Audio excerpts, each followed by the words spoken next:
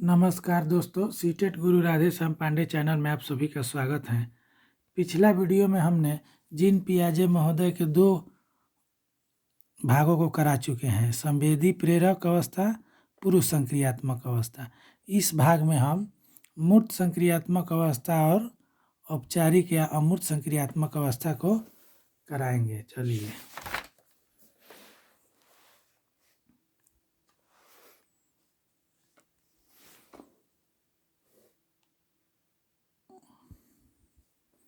ये मूर्त संक्रियात्मक अवस्था क्या होता है?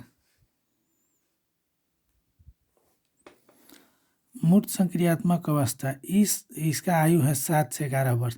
देखिए, सीटेट में महत्वपूर्ण है, इसलिए कि आप लोग 1 से 5 का पेपर 1 दे रहे हैं, तो ये जो विद्यालय में जाइएगा उस विद्यालय में इसी उम्र के बच्चे आते हैं, तो इससे क्वेश्चन ज़्यादा आता है, तो इसको ध्यान से समझना है।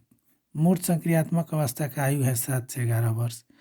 इस अवस्था में बच्चा सामने रखी हुई वस्तुओं पर चिंतन आरंभ करता है। देखिए, जो सामने वस्तु दिखाई देगी उस पर चिंतन करेगा।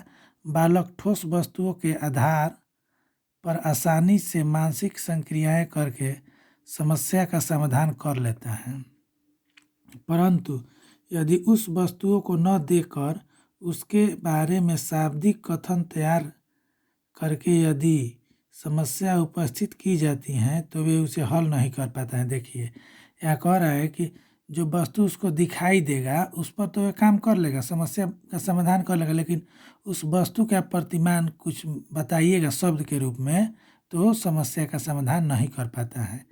यही मूर्त संक्रियात्मक अवस्था कह रहा है। अब देखिए, मूर्त संक्रियात्मक अवस्था का क्या क्या महत्व है, देखिए इसमें देखते हैं विशेषता।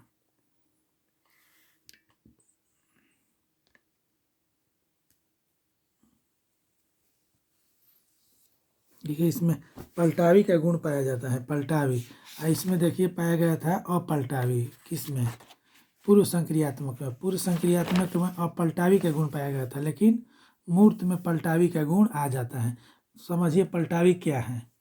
जब बच्चा यह समझता है कि कोई भी संख्या परिवर्तित हो सकती है परंतु वह वास्तविकता में एक समान रहती हैं, इसको दूसरे संप्रत्ययों में ढाला जा सकता है परंतु उसका मूल्य समान रहता है। इसमें किसी भी चीज़ को रिवर्स करके बच्चा समझ पाता है पलटावी में। जैसे आप दे दिए कि 2 जोड़ 3 बराबर 5, तो आप लिख दीजिए कि 2 बराबर 5 घटाओ 3, तो समझ जाएगा मूर्त में।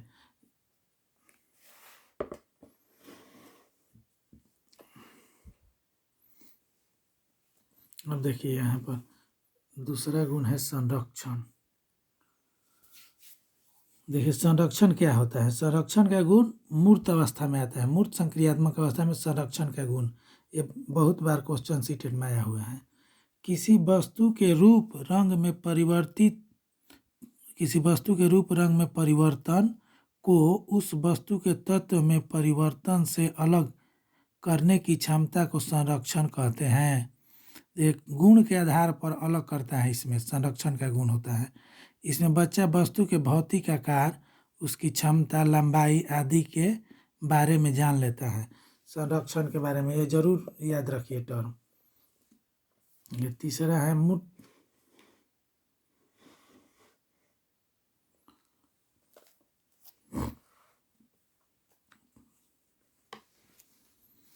देखिए, तीसरा क्या है? मूर्त वस्तुओं का तार्किक चिंतन। इस अवस्था में बच्चा केवल सामने रखी हुई वस्तुओं के ऊपर ही चिंतन करने में समर्थ होता है। जो वस्तु उसको दिखाई देगी उसी के बारे में वह चिंतन करेगा। उससे आँख से ओझल कर दीजिएगा तो वह चिंतन नहीं कर पाएगा। इसका मुख्य गुण है कि जो वस्तु सामने रहती है उसी के बारे में तार्किक चिंतन करता है। ध्यान रखना है, इसमें क्वेश्चन जो होता है घुमाता है। मूर्त यानी सामने रखने वाले का ही चिंतन करेगा, और उसमें जाइएगा अमूर्त में तो देखिए क्या होता है। आत्म केंद्रन, अहम केंद्रीयता को छोड़ना। इसमें अहम केंद्रीयता रहता था, किसमें? देखिए, पूर्व संक्रियात्मक में अहम केंद्रीयता रहता था, लेकिन जब वो अमूर्त में आता है तो अहम केंद्रीयता को छोड़ देता है।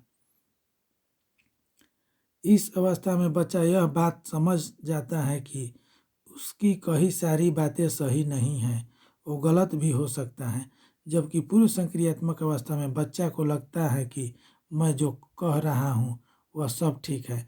अहम केंद्रीयता का गुण मूर्त में आकर वह छोड़ देता है।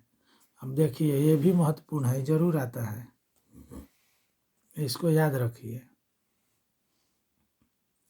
वस्तुओं का वर्गीकरण और समूहीकरण, यही पूछता है। मूर्त में वस्तुओं का वर्गीकरण और समूहीकरण करता है। इस अवस्था में बच्चा वस्तुओं का वर्गीकरण उनका समूह बनाना तथा उनको क्रम में लगाना सीख जाता है मूर्त संक्रियात्मक में।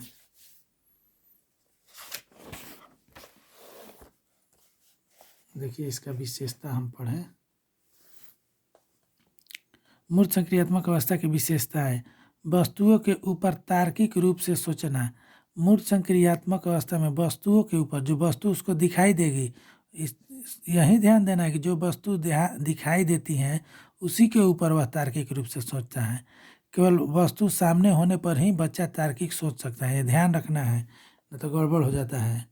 प्रश्न आ गया कि तार्किक सोच, तो जो सामने रहेगी तभी तार्किक सोच आएगा मूर्त में।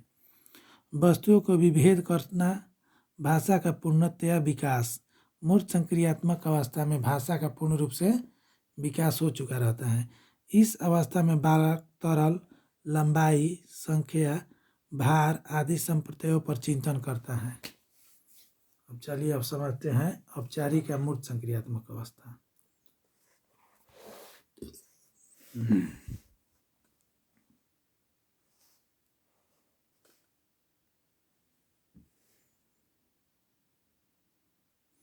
देखिए, अब हम चौथा आ गए, औपचारिक संक्रियात्मक अवस्था।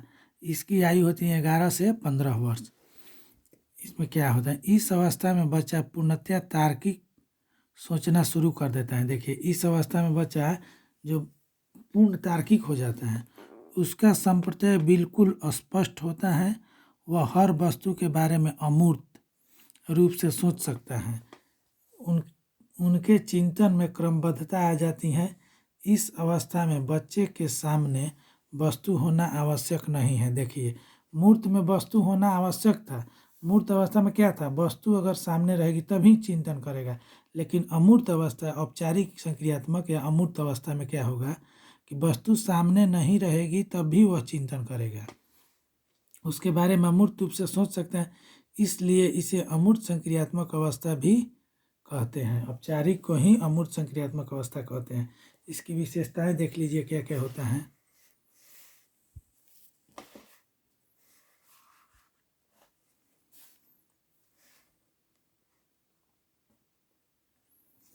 देखिए, औपचारिक अवस्था की विशेषताएं, उच्च स्तरीय संतुलन, उच्च स्तरीय संतुलन पर। इस अवस्था में किशोर जटिल समस्याओं का तार्किक रूप से हल निकाल लेता है। वह अमूर्त और प्राकल्पना पर आधारित समस्याओं को भी हल कर सकता है। इस अवस्था में उसकी सोच उच्च स्तरीय हो जाती है। दूसरा है,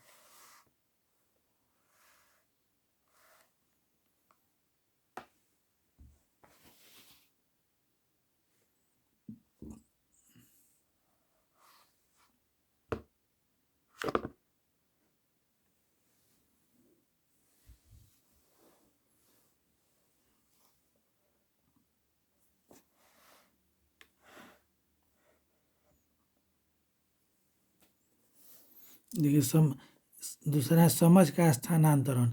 इस अवस्था में किशोर अपनी समझ या अनुभव को एक स्थिति से दूसरी स्थिति में भी स्थानांतरित कर सकता है।